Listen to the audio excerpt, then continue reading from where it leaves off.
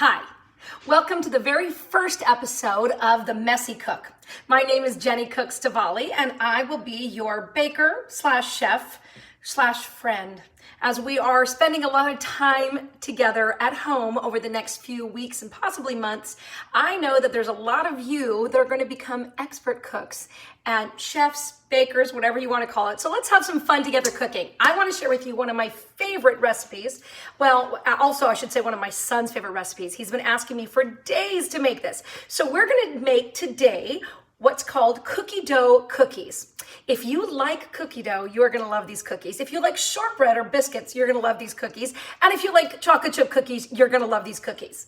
Now, I will say they are not like your average chocolate chip cookie. They're not soft, they're not moist, and I guess soft in the inside, but they're more like a chocolate chip biscuit.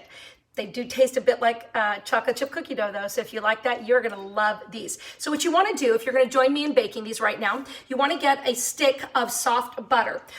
If you're just starting this, you might want to pause this, get some butter out, let it soften. I usually take a stick out in the morning and let it sit out on the counter because you know what? I do a lot of baking and you just never know. So I'll sit a stick out on the counter so I can make a stick or two.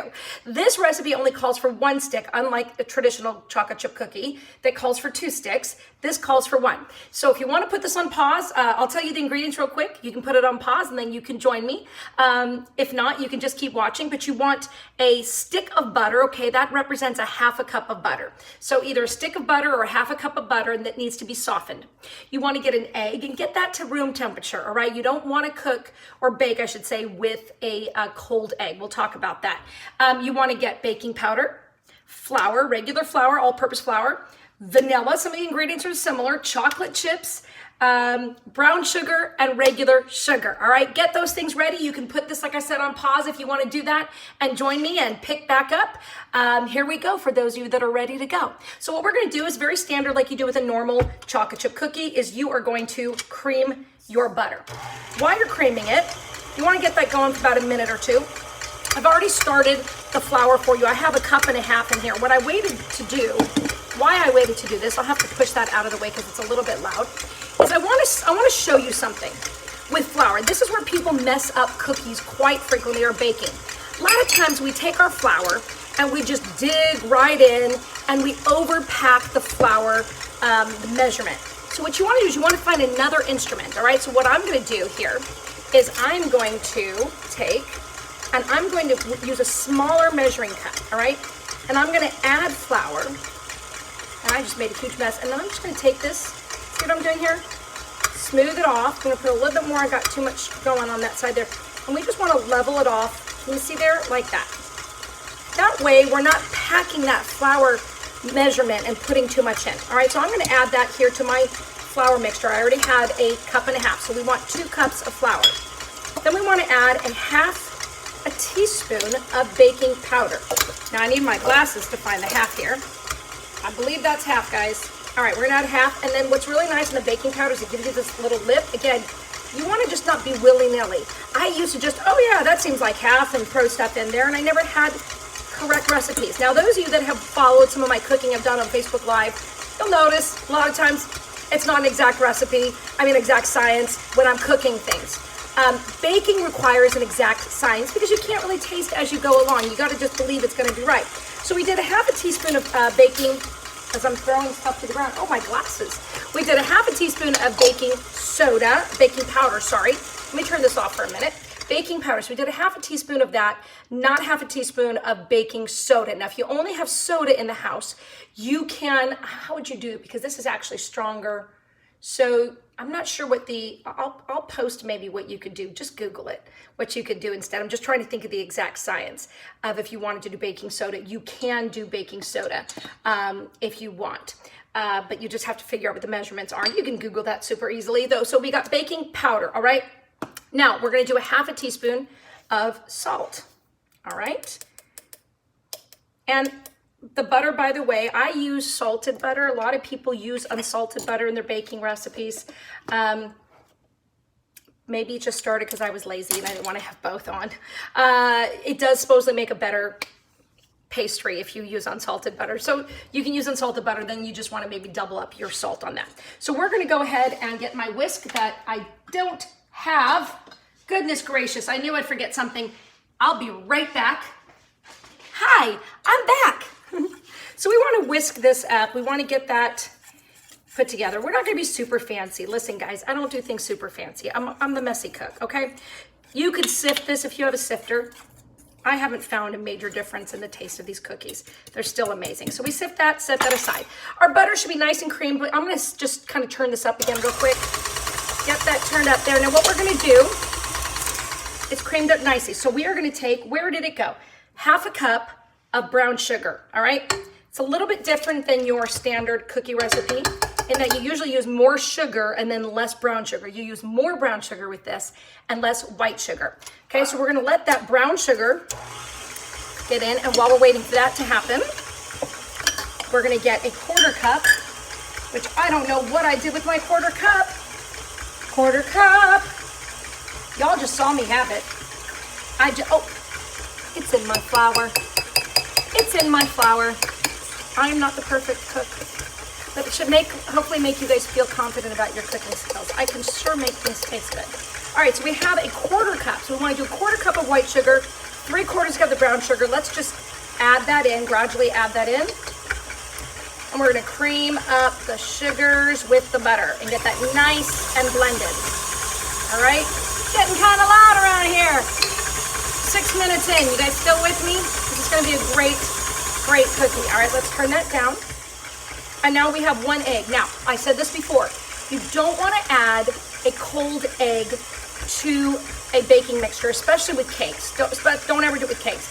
You can get by with it a little bit on cookies, you know, but you really don't want to add a cold egg because what it does is that butter is nice and soft. If you add a cold egg, it starts to harden that butter up and it'll really affect the texture.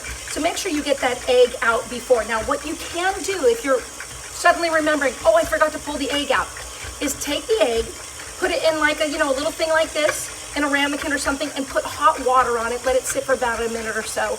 It's not gonna cook it. It's just gonna get it room temperature, okay? Crack it always in something else, because you just never know. Even the most professional chef or baker is gonna get a shell in from time to time, and there's nothing I hate more than getting a piece of shell when I'm eating something. It's absolutely disgusting, so I'm very careful about that. So we're gonna add this 1 egg, just one. Again, standard cookies call for 2. Now you may be thinking right now, am I not just having the cutting and halving normal cookie recipe? No, because we're still using 2 cups of flour. Now a normal chocolate chip cookie recipe calls for 2.5 or 2.25 cups of flour.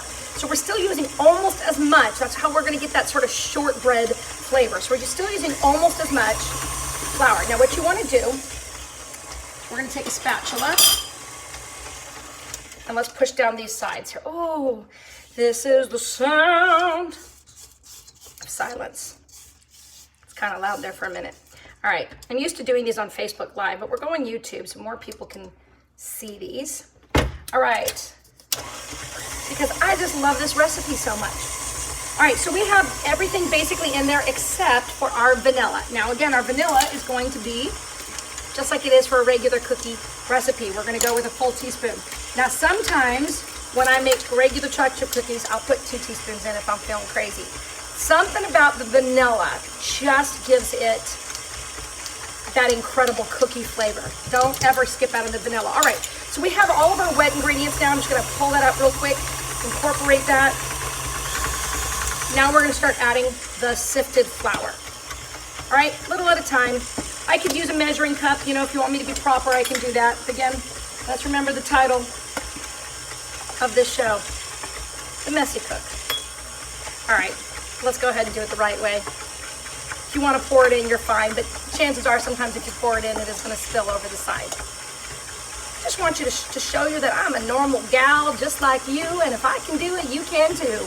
Hey, I can make a slogan out of that. Normal gal just like you. If I can do it, you can too. Why did that feel like it needed to have a southern accent? I don't know. It just felt like it. All right, so now we have the flour we're incorporating. And I'm going to show you this dough in a minute because you're going to get a little bit freaked out at this point and think, what did I do? Because now it doesn't look, all right, we're going to get the rest of that in there. It doesn't look like normal cookie dough.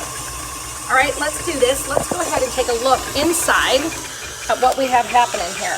You can see Maybe I can turn this around. And you can see the dough is a bit crumbly. You want that crumbly dough. Let's pull some of it out. See here, it's a little bit, it's gonna look a little bit dry, but again, we're going for a totally different cookie. So don't worry at this point, okay?